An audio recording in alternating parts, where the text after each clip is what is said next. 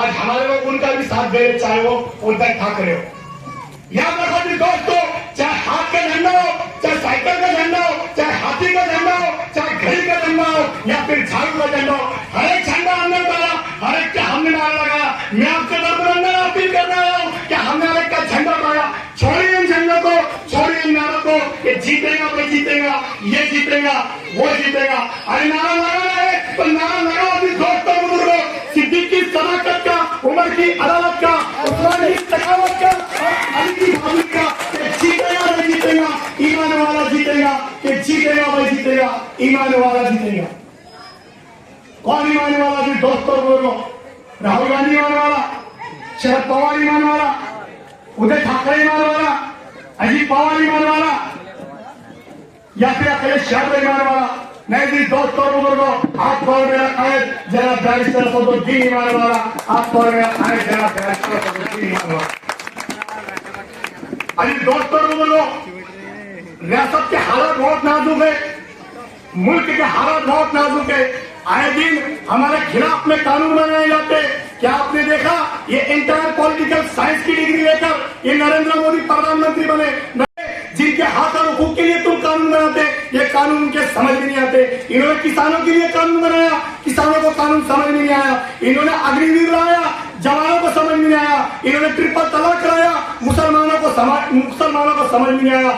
आज ये वक्फ amendment bill लाकर हमारी दरगाहों पर, मस्जिदों पर और मुसलमानों की खानगाहों पर कब्जा करना चाहते हैं। दोस्तों बुजुर्गों, यकीन मानो निज़ाम मिल्लत इस्लामिया हमारे कायद जनाब बैरिस्टर सदरुद्दीन ओवैसी साहब दिल्ली से लेकर दिल्ली तक ये तमाम लड़ाइयों को लड़ रहे और इनको नाकाम करने की न सिर्फ कोशिश बल्कि पूरी जद्दोजहद के साथ में अपनी जान और माल लगाकर मेहनत कर रहे। निज़ाम मिल्लत इस्लामिया आप देखते हैं कि जब हमारे खिलाफ कानून लाए जाते तो ऐवान असेंबली में, ऐवान पार्लियामेंट में ये नामनिहाल सेकुलर पार्टियां मैदान छोड़कर भाग जाती है, तरह तरह के बहाने करते और जबान तक की नहीं खोलते। अरे अगर हुकूमत के आंखों में आके डालकर कोई बात करता है तो वो आपका मेरा कायद जनाब बैरिस्टर सदरुद्दीन ईमान वाला न सिर्फ हुकूमत की आंखों में आके डालकर बात करता है बल्कि हुकूमतों के खिलाफ में हर वक्त में हर चौराहे पर अगर कोई आवाज उतारा है तो मजलिस इत्तेहादुल मुस्लिमीन। आज हुकूमत के नापाक इरादे मुसलमानों के घरों पर किसी नहीं चलाया जा रहा, मुसलमानों को झूठे केसों में जेलों में डाला जा रहा, तो मुसलमानों के खिलाफ में कानून लाकर शरीयत में मुदाखलत की जा रही है, मुसलमानों की वक्फ की जमीनों के ऊपर कब्जा करने की कोशिश की जा रही है। अरे हद तक यहाँ तक क्या गुजरती होंगी वो बाप पर, क्या गुजरती होंगी वो माँ पर, क्या गुजरती होंगी वो भाई पर।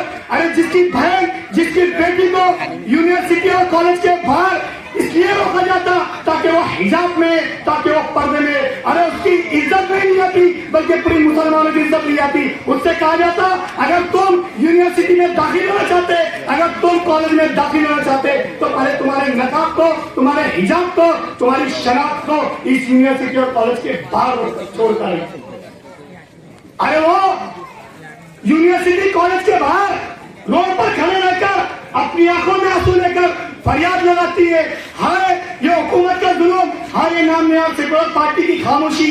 अरे कोई तो मेरी मदद के लिए आइए, कोई तो मेरी मदद करिए। अरे वो नामनिहाल सेकुलर पार्टियां खामोश बैठती है, उनकी मां, उनके बाप और उनके भाई आवाज लगाते, हाय कोई तो मेरी फरियाद करिए, कोई तो मेरी सुनिए। क्या ये तकलीफ, क्या परेशानी तुमको रातों में परेशान करती या नहीं करती? क्या आपकी एक बेटी को जो शरीयत के ऊपर चलकर हिजाब में कॉलेज और यूनिवर्सिटी में दाखिल होती है उसको रोका जाता?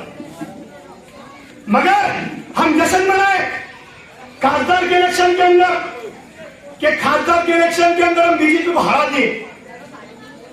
48 पार्लियामेंट की कॉन्स्टिट्यूंसी महाराष्ट्र के अंदर एक आपके हाथ और हुकूक की आवाज उठाने वाला ऐवान पार्लियामेंट के अंदर नहीं जाता। क्या तकलीफ परेशानी नहीं हुई तुमको? एक मर्द मुजाहिद औरंगाबाद से आवाज उठाता, उसको साजिश कर गिरा दिया जाता। अरे धीरे धीरे पूरे भारत से मुस्लिम सियासतदान को खत्म करने की कोशिश की जा रही। आपने देखा कि बेरिया में अतीक अहमद को गोली मारी गई, मुख्तार अंसारी के घर वालों का कहना है कि उनको जहर दे दिया गया। और कोविड में शहाबुद्दीन का इंतकाल कर गए। अरे यहां तक ये नहीं रुके तो आपने देखा कुछ ही दिन पहले मुंबई में गोलियां मारकर मुस्लिम क़यादत को खत्म करने का नंगा नाच और तमाशा मुल्क के अंदर किया गया। अरे हत्या यहां तक के नहीं रुका गया कि गोलियां मारी गई, जहर दिया गया, उसके बाद अपनों को अपने सामने लाकर मुसलमानों को खत्म करने की कोशिश और जद्दोजहद। याद रखो जी दोस्तों बुजुर्गों, अगर आपका नुमाइंदा, आपका लीडर अगर हमारे असेंबली में नहीं होगा कि जब तुम्हारे खिलाफ में कानून लाया जाएगा, जब तुम्हारी शरीयत में मुदाखलत की जाएगी, तो फिर बहुत नाजुक वक्त आने वाला है। जब हमारा पहला जख्म नहीं बना कि ऐवान पार्लियामेंट में ये इंडिया अलायंस के नाम के ऊपर बना एक वन साइड अलायंस, मुसलमानों को उम्मीदवारी नहीं दिया, 48 सीटों में जब टिकट नहीं दिए तो जीत के जाने का सवाल ही पैदा नहीं होता। जब ये जख्म हमारा नहीं बना तो विधान परिषद के अंदर 2 मुस्लिम आमदार थे, उनको भी हटा दिया गया और उनको भी टिकट नहीं दिया। ये जख्म हमारे नहीं बने, उसके बाद जहां से मुस्लिम लीडरशिप बनी वहां पर अपनों को अपने सामने लगाकर मुस्लिम क़यादत को खत्म करने का काम शुरू ताकि ये नंगा नाच मुल्क के अंदर किया जा सके। अजीज़ान मिल्लत इस्लामिया, आपने देखा कि जो लोग हमको कहते थे कि आप तुम्हारी शरीयत की हिफाजत करेंगे, हम तुम्हारे कब्रिस्तानों की हिफाजत करेंगे, हम तुम्हारी इज्जतों की हिफाजत करेंगे, हम तुम्हारे घरों की हिफाजत करेंगे, ये लोग छूटे निकले। ये लोग इसलिए छूटे निकले कि जब हमने देखा कोल्हापुर में विशालगढ़ के अतिक्रमण के नाम के ऊपर जब एक हुजूम निकलता है और विशालगढ़ के अतिक्रमण से कुछ दूर एक मुस्लिम बस्ती के ऊपर हमला करता है और हमला करने के बाद में मस्जिद के ऊपर हमला करते, कुरान शरीफ की बेहुरमती करते, मस्जिद की बेहुरमती करते, मस्जिद को तोड़ते। अरे वो मुसलमान माए जंगलों में अपनी जान भगाते फिरते कि हाय कोई मेरी फरियाद को सुने, हाय कोई मेरी फरियाद को सुने, मगर तमाम नाम निहार सेकुलर लीडर बिल में छूट गए होते और तमाशा बना देखते और सिर्फ मीडिया के सामने आते, मजम्मत करते और कहते कि कार्रवाई होना चाहिए। जब मस्जिदों पर हमला हम बर्दाश्त करें और प्रोटेस्ट करते, उसके बाद में ये बीजेपी की हुकूमत अपने जोकरों को, अपने चमचों को, अपने गुलामों को, अपने गुंडों को, अपने आतंकवादी को छोड़ती है और हमारे रसूल अल्लाह सल्लल्लाहु अलैहि वसल्लम की शान में गुस्ताखी करते कि वो रामगिरी जोकर आज सल्लल्लाहु अलैहि वसल्लम की शान में गुस्ताखी करता है। वो नाटिया कौमी चोर का बच्चा वो नीतीश शाह खुलेआम कहता है कि हम मस्जिदों में घुस कर मारेंगे। अरे यार मत बच्चे, जो हमारे दरमियान हम किसी को छेड़ते नहीं और किसी की मां नहीं जली, जो हमारे दरमियान में किसी की मां ने पैदा नहीं करी ऐसा कि जो हमारे दरमियान में आए हमको छेड़े और वापस जाए। अब तक कि ये मुसलमानों को बोलते थे, मगर आज ये हमारे रसूलुल्लाह सल्लल्लाहु अलैहि वसल्लम की शान में गुस्ताखी करते। अरे अगर किसी लीडर की शान में, अगर किसी महापुरुषों के शान में अगर गुस्ताखी होती है तो आप देखते कि सड़कें बंद होती, शहर बंद होता, विधानसभा में हंगामा होता, पार्लियामेंट में हंगामा होता, तमाम पार्लियामेंट विधानसभा बंद हो जाती, चक्के जाम हो जाते। मगर अगर हमारे रसूलुल्लाह सल्लल्लाहु अलैहि वसल्लम की शान में अगर गुस्ताखी होती तो जिनको हमने और लेकर ऐवान असेंबली में भेजा, ऐवान पार्लियामेंट में भेजा, हम जब इनसे तवक्कुल करते कि हमारे ताल्लुक से बोलेंगे, ये हमारे लिए खड़े होंगे, मगर ये मुख्य दर्शक बनकर, मुख्य बनकर तमाशा देखते, मीडिया के सामने आते, खामोश अल्फाजों में मजम्मत करते, ऐसे अल्फाज छाप कर बोलते कि कहीं हमारे हिंदू भाई का नाराज हो जाए। अरे हम हिंदू मुसलमान करने के लिए नहीं आए, हम भाईचारा तोड़ने के लिए नहीं आए, हम ये कहने के लिए आए कि जब मुल्क के अंदर कॉन्स्टिट्यूशन है तो उसको सही तरीके से नाफिज किया जाए, हर किसी के साथ में इंसाफ किया जाए। जिस तरीके से दूसरों के ताल्लुक से यह हुकूमतें सख्त होती है, वैसे ही हमारे ताल्लुक से सख्त होती है, मगर ये उस वक्त तक के सख्त नहीं होगी जब तक कि आपके लीडर, आपके कायद ऐवानों के अंदर नहीं पहुंचेंगे। आपको अपने ऑटो की कीमत को समझना पड़ेगा, आपको अपने ऑटो की अहमियत को समझना पड़ेगा। आने वाले वक्त के अंदर कुछ जमातें और उनके लीडर आपके दरमियान में आएंगे, उनसे सवाल करा दी दोस्तों बुजुर्गों कि जब ट्रिपल तलाक का बिल आया, ये कहाँ थे? जब वक्फ का बिल आया, ये कहाँ थे? जब हमारी शरीयत में मुदाखलत हुई, ये कहाँ थे? जब हमारे रसूलुल्लाह सल्लल्लाहु अलैहि वसल्लम की शान में गुस्ताखी, ये कहाँ थे? तमाम खामोश बैठकर तमाशा देखते हैं कि अब देखते हैं मजलिस इत्तेहादुल मुस्लिमीन क्या जवाब देती। नहीं, जवाब देने के लिए ईमान है, मुसलमानों के ताल्लुक से ये लड़ने के लिए ईमान है, और जब वोट का टाइम आया तो ये आ जाएंगे हमारे दरमियान में। नहीं, ये इनसे मिले हुए, वो उनसे मिले हुए, ऐसा नहीं वैसा है, वक्त नाजुक है, ये करना है, वो करना है।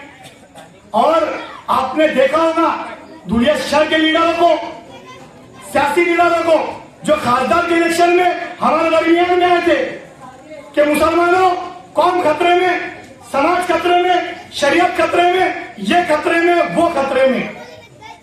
अब कहा गए भाई, अब कहा गए? अरे जब हमारे पड़ोस का मामला था तो तुम मैदान में उतर कर आ गए, जब हमारा खुद का मामला आया तो आप दिल में छुपकर तमाशा देख रहे। ये बात से साबित होता है दोस्तों बुजुर्गों कि खतरे में ना शरीयत थी, खतरे में ना मुसलमान था, खतरे में इनकी दुकान थी, खतरे में इनकी दुकान थी। ये हमारे दरमियान में वोट हासिल किए। आज जब हमारा मसला आता तो ये मैडम खामोश तमाशा देखते। मैडम, चाहे वो मस्जिद पर हमला हुआ खामोश, चाहे वो मस्जिद पर हमला हुआ खामोश, हमारे रसूलुल्लाह सल्लल्लाहु अलैहि वसल्लम की शान में गुस्ताखी खामोश तमाशा बंद कर इन्होंने तमाशा देखा। अरे क्यों करते हो तुम सियासी लीडरों कि जब हमारा वक्त आता गायब हो जाते, जब दूसरों का वक्त आया तो ऐसी बातें करते जैसे ऐसा काम करो मुसलमानों जैसा इज्तिमा में काम कर रहा है, ऐसा मीटिंग में आओ मुसलमानों जैसे सवाब का काम है। जब वोट हासिल कर रहे हैं तो हरा रंग लेकर आते, और जब जीत कर इनके कैंडिडेट ऐवानों में जाते तो ये भगवा रंग हासिल कर लेते। याद रखो जिस दोस्त और बुजुर्गों, वक्त नाजुक है, हालत नाजुक है। एक तरफ वो लोग हैं जो जुल्म ज्यादती करना चाहते, तो एक तरफ वो लोग हैं जो सबको लेकर चलना चाहते, शहर में विकास करना चाहते, शहर की मूलभूत सोच सुधार करना चाहते। आपने देखा कि आपके अपने अंदर आलिया डॉक्टर फारूक शाह साहब ने न सिर्फ दुनिया शहर में काम किया बल्कि ग्रामीण में काम किया। वो लोग जो हमको कहते थे कि ये यहाँ का आमदार है, वहाँ नहीं काम कर सकता, ये वहाँ का खासदार है, यहाँ नहीं काम कर सकता। याद रखो जी दोस्तों और बुजुर्गों, वो झूठे थे, वो झूठे थे। वो इस बात से साबित होता कि वो झूठे थे क्योंकि आपके अपने अंदर आलिया डॉक्टर फारूक शाह साहब ने जो लोग बोलते थे कि हम 80% राजकारण, 80% समाजकारण और 20% राजकारण करते, वो लोग झूठे निकले। और अल्हम्दुलिल्लाह आपके अपने अंदर आलिया डॉक्टर फारूक शाह साहब 0% राजकारण करते और 100% समाजकारण करते। वो इसके लिए दोस्तों बुजुर्गों, क्योंकि जो कौन सी चीज अंदर साहब के इलाके में नहीं आती वहां पर भी अंदर साहब ने काम किया, चाहे वो छिंकेरे का कब्रिस्तान हो, चाहे वो सोंगी का कब्रिस्तान हो, चाहे वो वर्णे का कब्रिस्तान हो, चाहे वो अरली का कब्रिस्तान हो या फिर मेहनत का कब्रिस्तान हो, तमाम इलाकों में अल्हम्दुलिल्लाह ये बात से साबित हो गया कि आपकी अपनी जमात और क्या अंदर आलिया डॉक्टर फारूक शाह साहब 0% राजकारण करते और 100% समाजकारण करते, क्योंकि अंदर साहब ने वहां भी काम किया जहाँ की कौन सी उनके हाथ और हुकूक में नहीं आती, जाके लोग ना उनको अभी वोट दिए, ना पिछले वक्त में वोट दिए, ना आने वाले मुस्तकबिल में वोट देंगे, वहां भी अंदर साहब ने काम करवाया। उसके बाद जब कब्रिस्तानों में काम करने के साथ साथ अंदर साहब ने तमाम सामाजिक, सियासी और मिली इलाकों में काम करवाए। आप देखते कि जब इलेक्शन आता था, इनाम यहाँ सेकुलर लीडर हमारे दरमियान में आते, उनके उम्मीदवार खड़ाते, मीठी मीठी बातें करते, हमारे उलमा इकराम के पास में बैठते। कहाँ बैठते थे ये लोग आकर हमारे दरमियान में, चाहे वो मदरसा सुल्तानिया हो, चाहे मदरसा फौजदारी हो या फिर मदरसा सिराजुल उलूम हो, हमारे उलमा इकराम के पास में आते, मीठी मीठी बातें करते, इलेक्शन का वक्त निकालते और गायब हो जाते।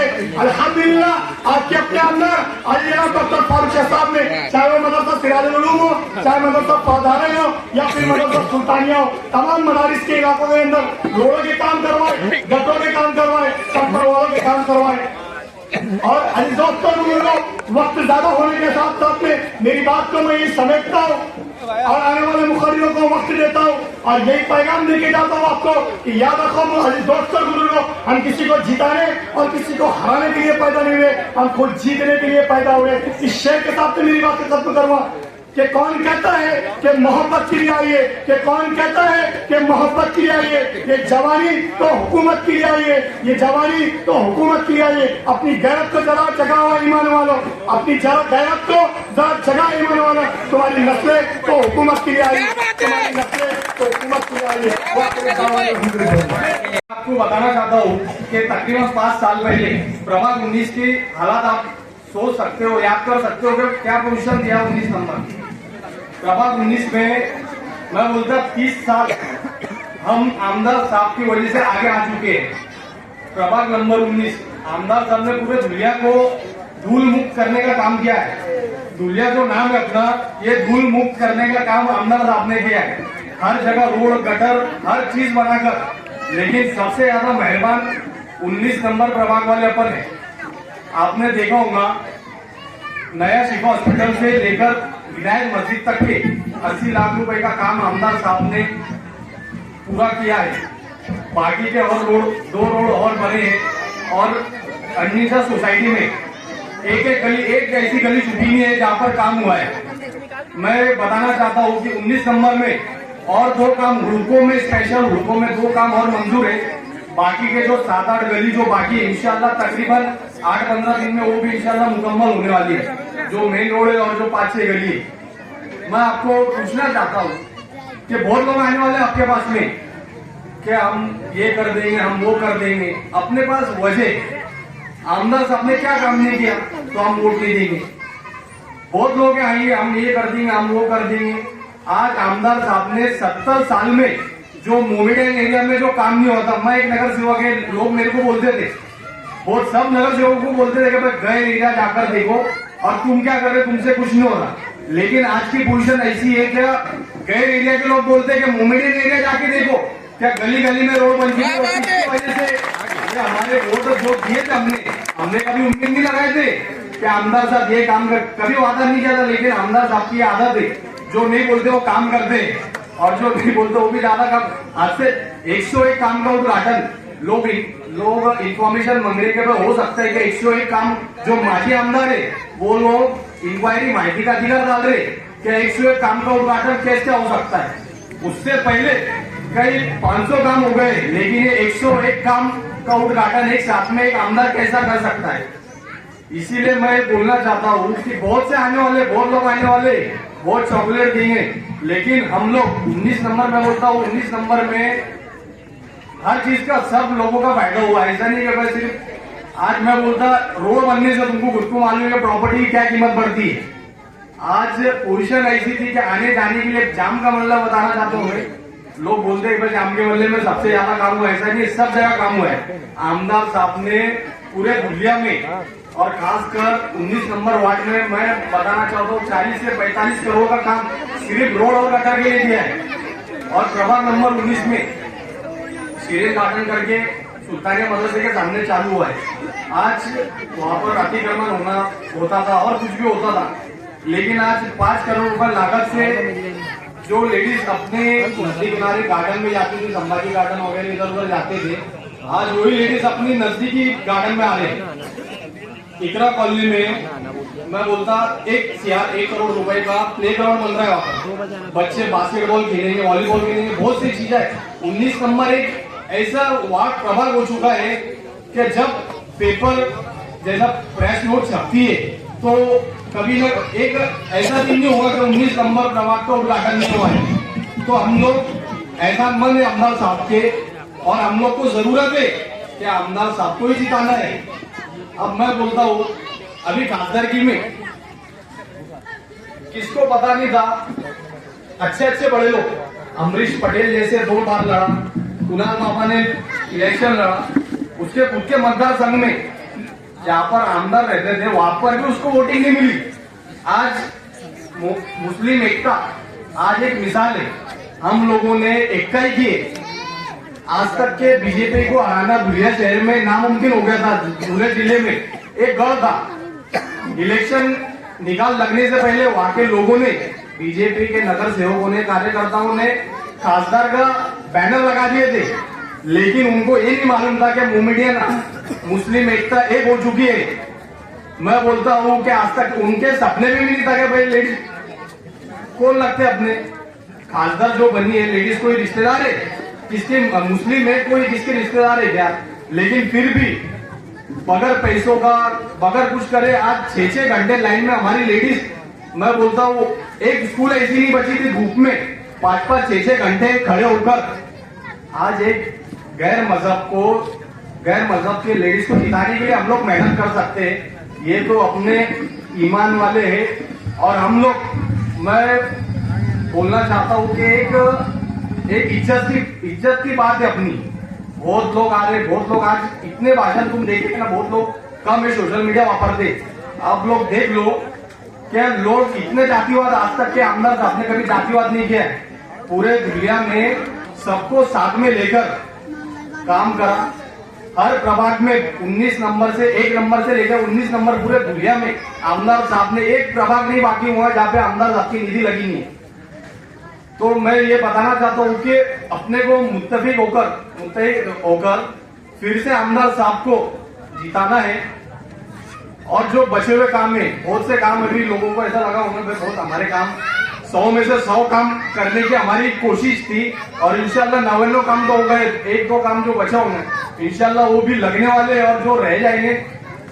आप लोग जैसा खासदारकी के टाइम पे फ्री में बगैर किसका कुछ ये नहीं थी, उम्मीद नहीं था और जश्न भी मनाया गया हर गली में।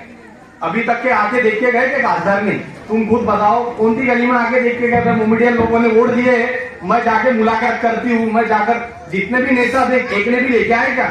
उड़गो में आए क्या? जानके मल्ले पूरे मोमेडियन एरिया में तुम खुद बोलो अभी तक के खासदार मैडम को तुमने देखे क्या मोमेडियन एरिया में?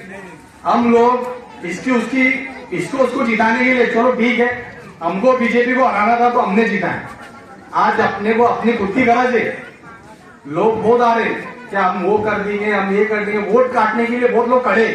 लेकिन हमको फिर से दुनिया में 5 साल पहले का दिन याद करो जब मजलिस-ए-इत्तेहादुल मुस्लिम का आमदार चुन गया था, आमदार डॉक्टर फारूक शाह साहब का निकाल लगा था। लोगों ने ब्लैक डे, काला दिन बना था। लोग सोचते रहे भाई ऐसा क्या हो गया? हम लोग जैसा, हमको कुछ फर्क नहीं गिरा है, खासदार गैर बैठे तो अपने को कुछ फर्क नहीं गिरा है। लेकिन वो लोगों को जैसा मोमेडियन आमदार बना था तो उन्होंने काला दिन बनाए थे। फिर से अपने को इंशाअल्लाह आमदार साहब को जिताकर ये बार काला दिन नहीं बनेगा। ये बार विकास की गंगा आमदार साहब ने दुलिया शहर में बहाई है, वो दिन अपने को फिर से बनाना है। और ये बहुत से चीजें है, अभी 19 नंबर में ऐसे कोई चीज बची नहीं है कि हम लोग आमदार साहब को विरोध करें या कुछ करें। हम लोग आमदार साहब के दबे हुए, मैं बोलता हूँ ऐसा नहीं है, काम इतना हुआ है तो हम लोगों ने आमदार साहब को ही वोट देना है। मैं आपको ये बताना चाहता हूँ, बस ये बोलकर मैं खत्म करता हूँ। वस्सलातु वस्सलामु अला अशरफिल अंबिया वल मुरसलीन। अल्हम्दुलिल्लाहि व कफा व सलामुन अला इबादिय्यिल्लज़ीना सफ़ा अम्मा बाद। फ़अऊज़ु बिल्लाहि मिनश शैतानिर रजीम। बिस्मिल्लाहिर रहमानिर रहीम। क़ाल रब्बि इश्रह ली सदरी व यस्सिर ली अमरी वहलुल उक़दतम मिन लिसानी यफ़क़हू क़ौली। ये दुआ है बुजुर्गों की, ये अता है उसकी। ये दुआ है बुजुर्गों की, ये अता है उसकी। सिर्फ अल्फाज के पत्थर नहीं फेंके मैंने, अपनी मेहनत से किया जहां में नाम रोशन, गैर की आगे पे तलवे नहीं फेंके।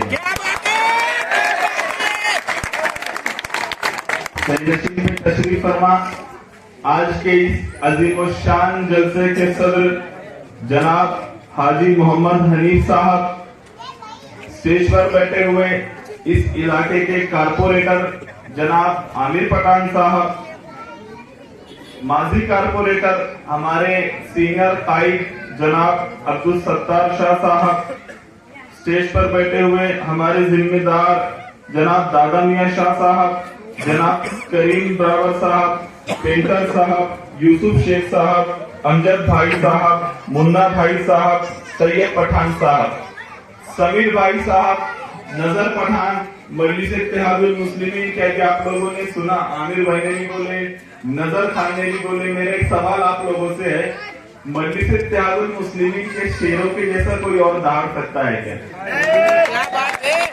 क्या कोई दूसरी पार्टी वाला इतनी खुलकर जुल्म के खिलाफ बोलता या नहीं बोलता, ये तुम लोग बोलेंगे? हमेशा आप लोग दूसरों के भाषण सुनते, एकदम बेबाकी से मजलिस इत्तेहादुल मुस्लिमीन के शेर बोलते क्या नहीं बोलते?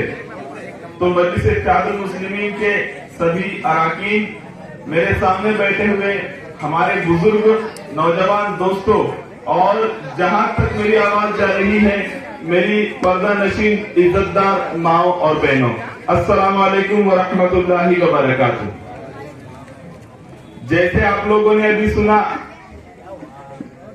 नजर भाई ने बताया, आपके नगर सेवक आमिर पठान साहब ने बताया, और भी उसके पहले लोगों ने बोला होगा मेरे आने से पहले, कि आमदार फारूक शाह साहब ने पूरे शहर में, हर वार्ड में, हर समाज के, हर मजहब के लोगों के, हर इलाके के अंदर तरक्कियाती काम किया।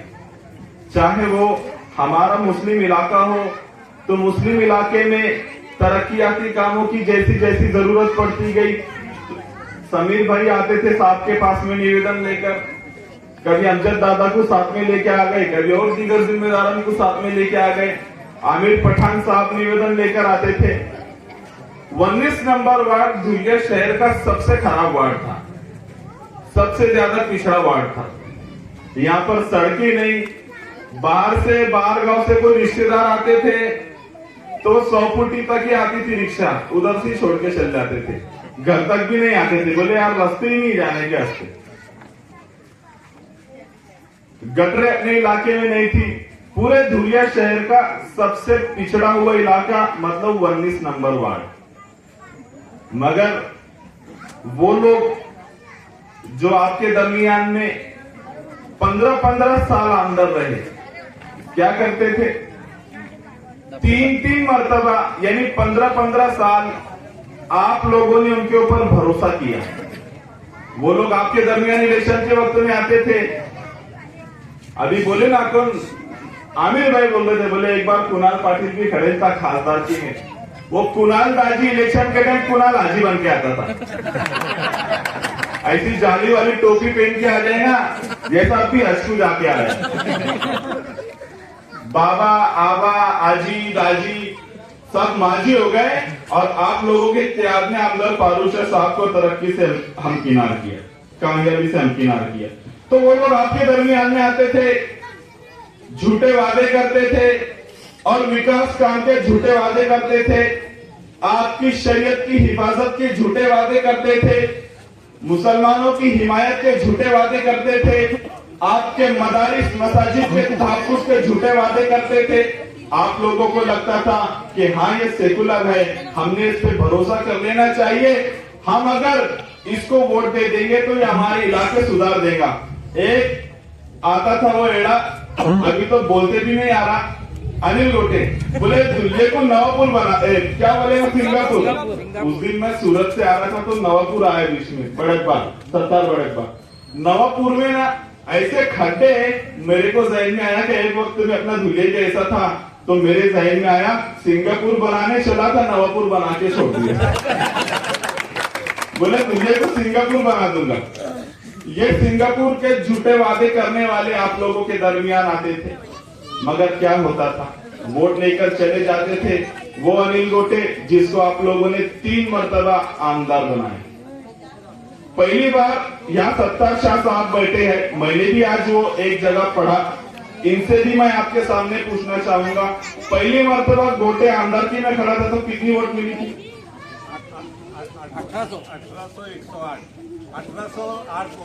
1808 वोट मिली थी, पहली मर्तबा आमदारकी में खड़ा था। मैं ये क्यों बता रहा? मैं इसके लिए आप लोगों को बता रहा कि गोटे को गोटे बनाया मुसलमान ने। अगर आप लोगों का ताउन नहीं होता तो 3 मरतबा मेरे बन सकता था क्या?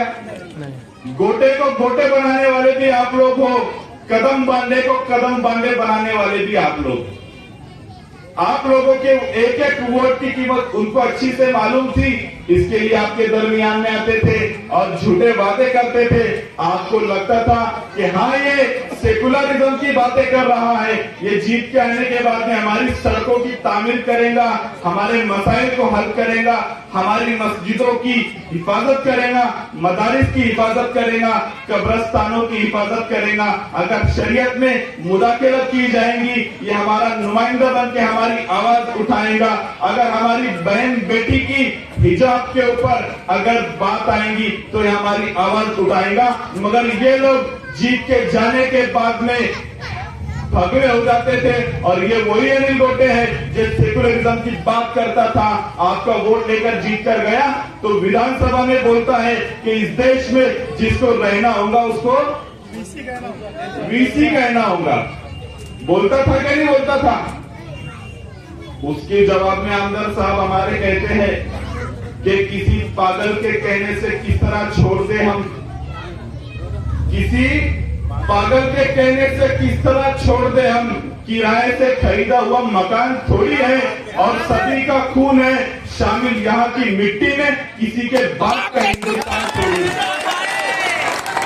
मैंने आपको बता रहा था कि चुनाव के वक्त में आने का, झूठे वादे देने का आप लोग भरोसा कर लेते थे और वो जाकर आपके खिलाफ काम करते थे। यही अनिल गोटे जिसके जीतने के बाद देवपुर की कुछ औरतें अपने कुछ विकास काम के मसाइल लेकर जाती है तो ये कहते हैं कि आप लोग मुसलमान हो, आप लोग हमको वोट नहीं देते, मैं काम नहीं करूंगा, तुमने वोट नहीं दिए थे। हमारे आमदार साहब ने ऐसा करा क्या? हमारे आमदार साहब ने हिंदू समाज के काम किए, मुसलमान समाज के काम किए, दलित समाज के काम किए। और ये मैं आपको बताना चाहूंगा, सिख समाज के काम के भी कुछ दिन पहले आप लोगों ने व्हाट्सएप पे देखा होगा, गुरुद्वारे के अंदर भी एक शौचालय का उनका मसला था, अल्हम्दुलिल्लाह अपने जरिए वो भी हुआ। क्रिश्चियन समाज के काम किए। उससे बढ़कर मैं आपको बताऊंगा, ये काम 30-30, 40-40 सालों से पेंडिंग थे। एक काम बीच में आदिवासी समाज के लिए भी आमदार साहब ने ठक्कर बापा योजना में 2 करोड़ रुपए मंजूर करा के लाए, वहां पर उद्घाटन किया। वहां के लोगों ने बताया, पेपर में भी आया कि हिंदुस्तान आजाद होने के बाद में पहला विकास काम हमारे आमदार साहब ने वहां पर आदिवासियों का भी काम किए, सबका काम आमदार साहब ने किए। विकास काम की सारी चीजें है। अभी आमिर भाई बता रहे थे कि कोई वजह ही नहीं है कि हम आमदार साहब को वोट नहीं देंगे, बल्कि मैं आमिर भाई को बोलना चाहूंगा, आमिर भाई ये वो लोग हैं जिन्होंने इनकलाब की चिंगारी लगाई तो भारत के अंदर आजाद हिंदुस्तान के बाद 70 साल के बाद एक मुसलमान अंदर जीत रहा है। ये वो लोग हैं जिनकी मेहनतें थी, जिनकी मेहनतों पर, जिनकी दुआओं पर हमारी माँ बहनों ने रोजे रखा, दुआएं की, हमारे बुजुर्गों ने दुआएं की, तो अल्लाह तबारक व तआला ने इनकी दुआओं को नतीजा बख्शा। और 94 साल के बाद में एक मुसलमान आमदार असेंबली में गया, जिसकी मिसाल मेरे आपके सदर जनाब बैरिस्टर असदुद्दीन ओवैसी साहब ने बिहार के चुनाव में दी। और इनके इनकलाब की चिंगारी बिहार में लगती है, बिहार में इमाम के 5 आमदार जीत कर आते हैं। ये सारी चीजों को आप लोगों को सामने रखकर देखना पड़ेगा कि कौन वो उम्मीदवार है, कौन वो कायद है जो हमारे विकास काम करेगा, हमारे तरक्याती काम करेगा, हमारी मसाजिद के लिए मसाजिद की हिफाजत करेगा। अभी एक सवाल मैं आप लोगों से पूछूंगा, रिसेंटली केंद्र सरकार ने एक वक्फ बोर्ड के खिलाफ बिल बनाया। कांग्रेस वाले ने, किसी ने कुछ बोला, राहुल गांधी ने कुछ बोला, अखिलेश यादव ने कुछ बोला, शरद पवार ने कुछ बोला, ये शिवसेना जो अभी अभी मुसलमान हुई इन्होंने कुछ बोला, किसी ने नहीं बोला। किसने बोला? उस केंद्र सरकार के बिल के खिलाफ में किसने उसकी मुखालिफत की और किसने आप लोगों की रहनुमाई की? सिर्फ पूरे भारत में एक ही आवाज है जिसका नाम बैरिस्टर असदुद्दीन ओवैसी साहब। मुझे पता है कि मैं मजलिस मुस्लिमीन का सिपाही हूं, तो अगर ऐसा कोई कायद कि अगर मसाजिद पर मदारिस पर आंच आएंगी तो वो हमारी वहां पर आवाज बन के उठेगा। अगर हमारी बहन बेटियों के हिजाब की हिफाजत की बात आएंगी तो हमारी आवाज उठाएंगा। ये सारी चीजों को आप लोगों को मद्देनजर रखना होगा और आने वाले चुनाव के अंदर आप लोगों को मजलिस इत्तेहादुल मुस्लिमीन के हक में जो उनके कैंडिडेट है जनाब फारूक साहब का साथ भी देना है और उनके लिए दुआएं भी करना है। और क्या चीजें होना चाहिए कि इलेक्शन के वक्त में तो बहुत लोग हमारे दरमियान में आएंगे। कोई तो सिंगापुर बनाने का बहुत जूना हो गया, कोई अमेरिका भी बोल देना आके कि हम अमेरिका बना देंगे। बहुत सारे लोग आपके दरमियान में आएंगे बड़े बड़े वादे करने के लिए, आप लोगों को झूठ बोलने के लिए, धोखा देने के लिए आएंगे। मगर आप लोगों को क्या सोचना चाहिए मैं आपको बताता हूं। इलेक्शन का वक्त आया तो आप लोग दरमियान में आए। अभी पूरे हिंदुस्तान में और पूरे महाराष्ट्र में क्या हालात चल रहे हैं, अगर वो हालात में आप लोगों ने हमारा साथ दिया होगा तो हम आपका साथ देंगे। अगर आपने साथ नहीं दिया होगा तो हमको मालूम है आप वोट लेने नहीं, आप वोट काटने के लिए आए। आप लोगों ने देखा होगा आज मल्टीमीडिया का जमाना है, हर किसी के मोबाइल फोन पर व्हाट्सएप के ऊपर फेसबुक के ऊपर आ जाता है। कुछ ही दिन पहले की बात है, एक 80-85 साल के बुजुर्ग ट्रेन में जा रहे थे। देखा आप लोगों ने 80-85 साल के बुजुर्ग गोश्त लेकर ट्रेन में जा रहे थे और ये आरएसएस के संगी फिरका परस्त नौजवानों ने उनके ऊपर हाथ उठाया और उनको इतना मारा। दूसरे दिन उनको कैमरे में देखा गया तो पूरा खून आंख के अंदर उतर गया था। और वो लड़के जिन्होंने उनको मारा, आरएसएस के फिरका परस्त लड़के, वो बुजुर्ग के पोतों की उम्र के होंगे। देखा आप लोगों ने उस वक्त में इनकी क्या भूमिका थी। उसके बाद में मैं आपको बताना चाहूंगा, आप लोग ने ये भी देखा होगा विशाल किलोमीटर दूर किला आने के 3 किलोमीटर पहले मुस्लिम वाड़ी बोल के एक ईमान वालों की बस्ती थी। वो दहशतगर्दों ने, वो फिरका परस्तों ने मुसलमान इलाके में घुसे, ईमान वालों के घरों को तोड़ा गया, उनकी गाड़ियां जलाई गई, मस्जिद को तोड़ा गया, कुरान शरीफ की बेहुरमती की गई और दिन भर हमारी माए बहनें अपने बच्चों को लेकर जंगल में दर बदर रात तक भटकती रही उनकी हिफाजत के लिए। आप लोगों ने नहीं देखा। उसके बाद में जयपुर से एक ट्रेन निकलती है जिसके अंदर रेलवे पुलिस होते हैं जो लोगों की हिफाजत के लिए होते हैं। मगर वो ट्रेन महाराष्ट्र में आती है तो एक पुलिस का जवान जिसको सरकार ने आवाम की हिफाजत के लिए मुंतखब किया है, वो उठता है, अपने पॉकेट से पिस्टल निकालता है और एक मुस्लिम परिवार को शूट करके मार डालता है। किसने आवाज उठाया? ये लोगों की क्या भूमिका थी? क्या आप लोगों ने ये नहीं देखा? सिर्फ मजलिस इत्तेहादुल मुस्लिमीन थी जिसने उसके खिलाफ आवाज उठाई।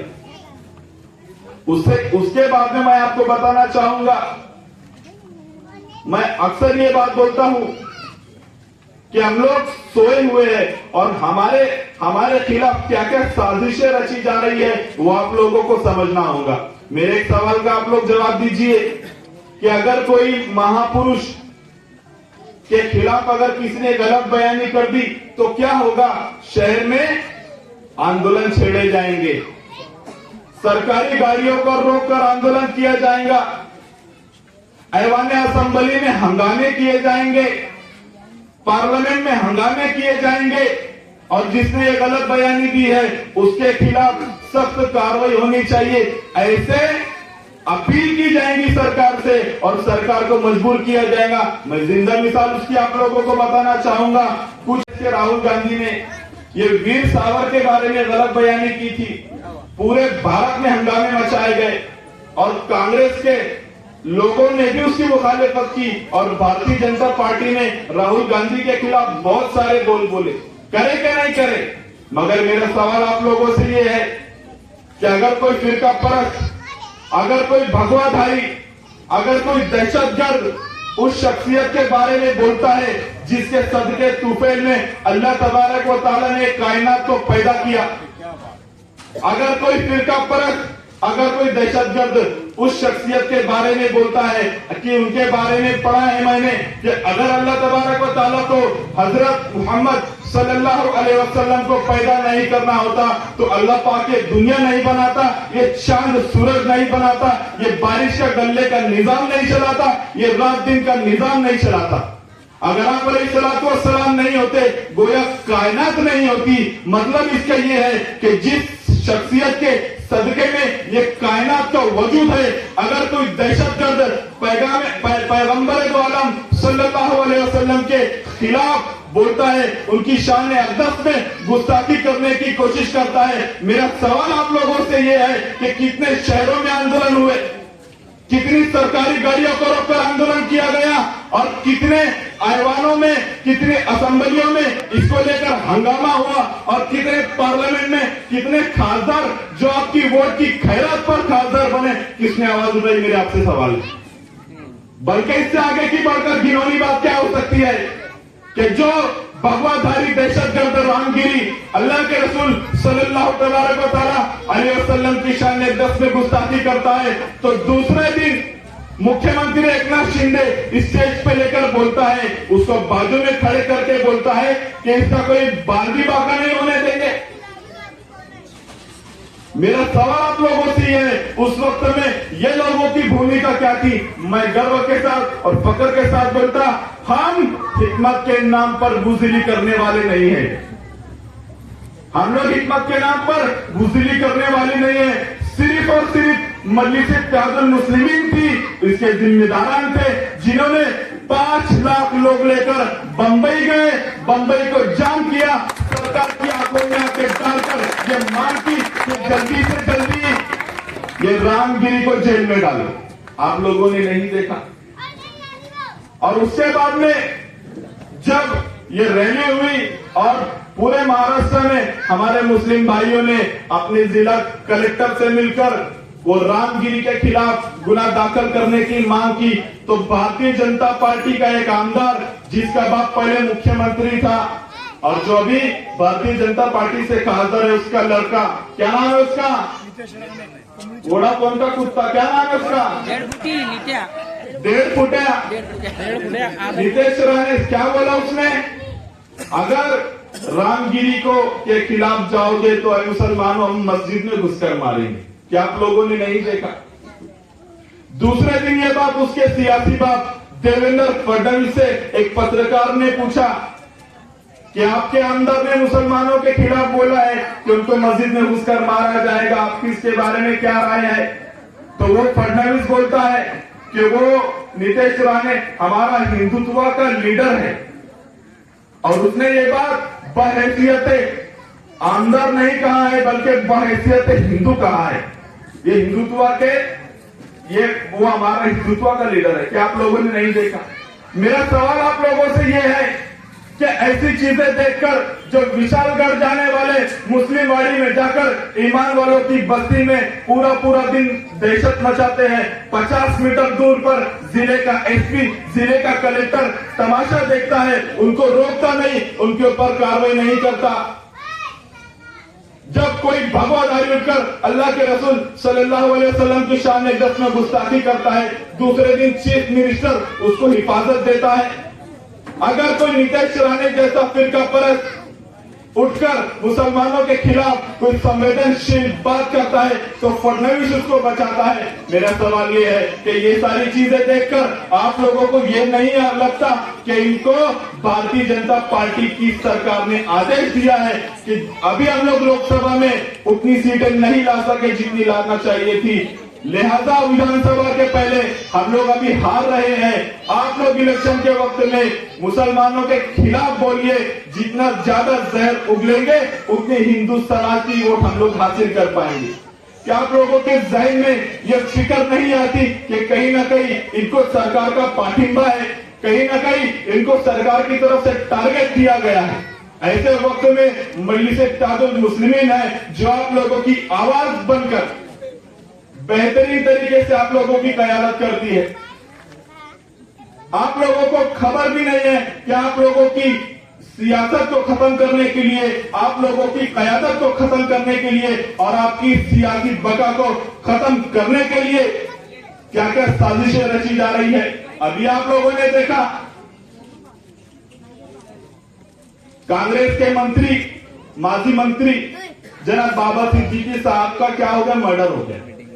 या तो मुसलमान लीडर का मर्डर हो जाएगा या उनका एनकाउंटर हो जाएगा या उनके सीबीआई और ईडी की चौकसी करके जेल में डाल दिया जाएगा। आप लोगों ने नहीं देखा, नवाब मलिक साहब को जेल में डाला गया, अतीक अहमद जो यूपी के माजी लोकसभा के सदस्य उनको डाला गया। मेरा सवाल आप लोगों से है, क्या आप लोगों के पक्ष के नेता लोग भ्रष्टाचार नहीं करते? भारतीय जनता पार्टी में पूरी पार्टी भ्रष्टाचारी है। जितना भ्रष्टाचार, जितना करप्शन बीजेपी ने किया कोई और पार्टी ने अभी नहीं किया। मगर कार्रवाई किस पे होगी?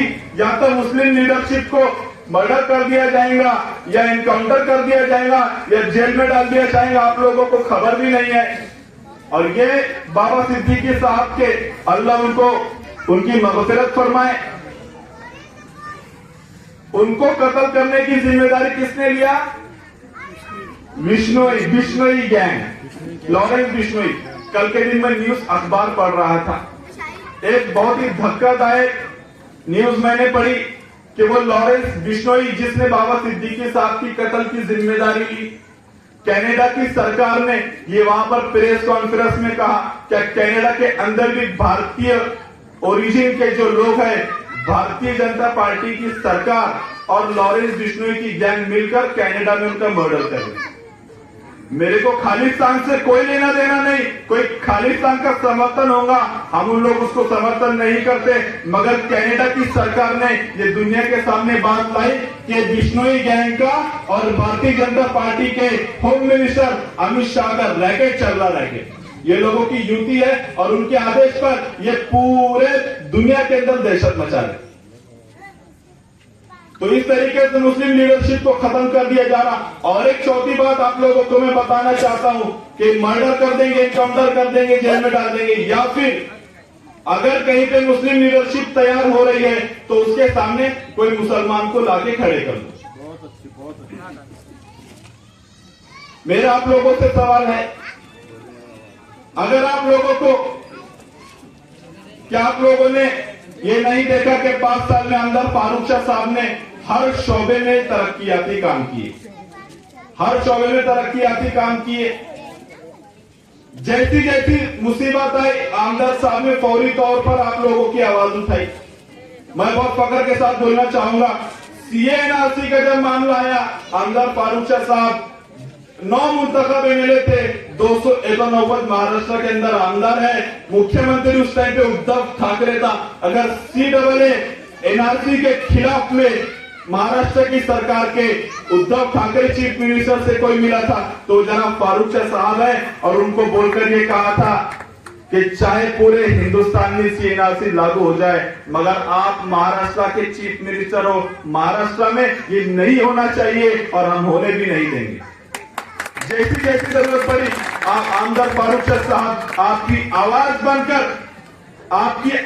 बनकर ऐवान में अपने काम करवाना जानते हैं। बल्कि उससे बढ़कर मैं ये बोलूंगा कि आमदार साहब ये भी जानते हैं कि काम कैसा किया जाए, और अगर काम नहीं करोगे तो मुख्यमंत्री को पायथरी पे बुलाना भी जानते हैं। आप लोगों ने देखा कि आंदोलन के अंदर फारूक शाह साहब बैठे हुए थे, आपके मसाइल को लेकर कि 900 रुपए एक घर की घरपट्टी थी, उसको बढ़ाकर 37,000 कर दिया गया। महानगर पालिका के ये भारतीय जनता पार्टी के भ्रष्ट कारोबार की वजह से आप लोगों के हक हलाल के पैसे वसूले जा रहे थे। आमदार साहब ने उसको विरोध किया कि जितनी बढ़ाई हुई घरपट्टी है इसको कम करना चाहिए, और काम नहीं हो रहा था तो आमदार साहब को अच्छी से पता है काम कैसा किया जाना चाहिए। आपने देखा कि एकनाथ शिंदे मुख्यमंत्री वो खुद पायथरी पे आए, आमदार साहब उपोषण सोडवा मी करून देतो काय तुमचा काम, मैं वहां आप लोगों ने देखा वो अजित पवार जिसकी एक सियासी औलाद आप लोगों के दरमियान में कुछ और कपड़े पहन के आई है, आई क्या नहीं आई? लाइला, अरे आपके जो सियासी बाप है ना अजित पवार, वो एक बार इंटरव्यू में बैठे थे। जब उनसे इंटरव्यू में ये पूछा गया, दादा आपने पठान पिक्चर देखा क्या नहीं देखा, तो शाहरुख खान और दीपिका बोलते बोलते फारूक शाह और दीपिका पादुकोण बोल दिए। अरे हमारे हमदर्द साहब विकास काम की और हमारी कौम की खिदमत की वजह से तुम्हारे बाप लोगों के दिमाग में चलते। पठान आप लोगों ने देखा कौन है उसमें, शाहरुख खान है कि फारूक शाह है? अजित दादा ने क्या बोला? फारूक शाह। दीपिका पादुकोण आणि फारूक शाह। अरे नहीं मैंने शाहरुख शाह। अरे तो शाहरुख खान है रे बावड़ट।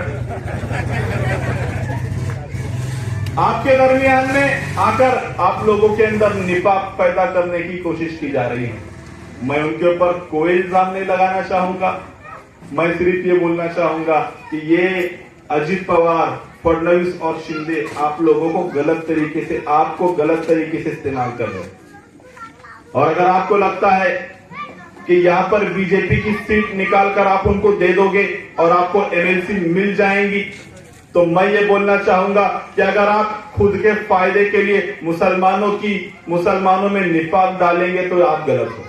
अगर आप जाती मफाद के लिए मुसलमानों को अगर अंदर इंतशार पैदा करोगे तो आप गलत हो। इतना ही मैं बोलूंगा, मगर मेरी गुजारिश आप लोगों से रहेगी कि आप लोगों को, अगर आप लोग चाहते हो कि हमदर्द फारूक शाह साहब का ये तरक्याती कामों का सिलसिला जारी रहे, तो हमदर्द साहब का साथ दीजिए।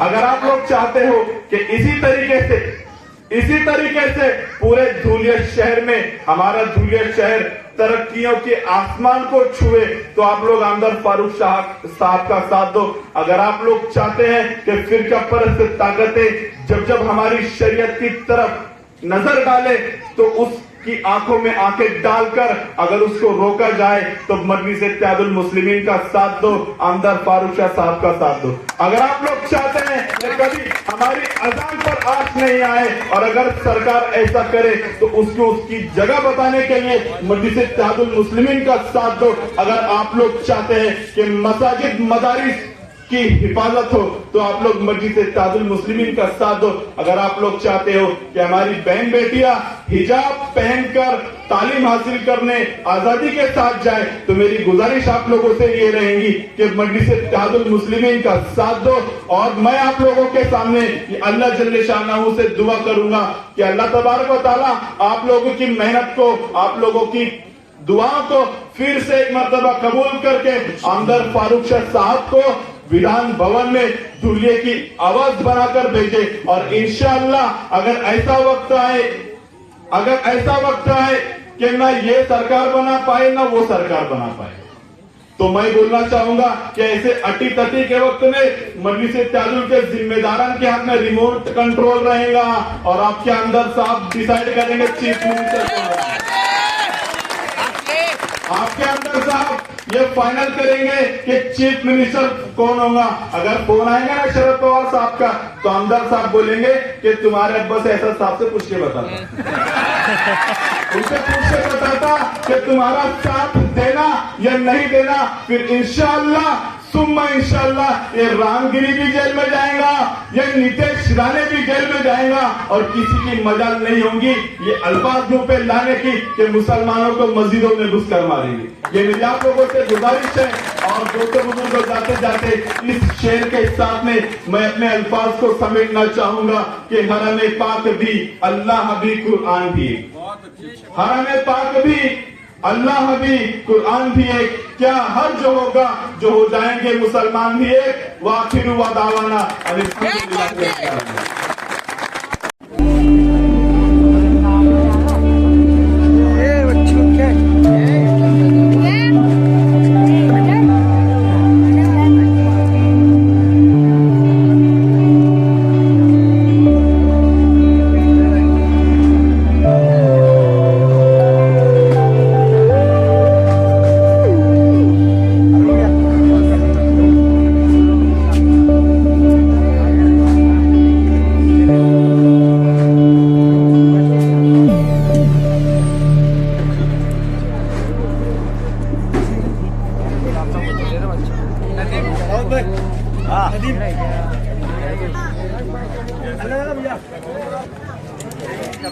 बाहर आ जाए तो सब मिल लेंगे।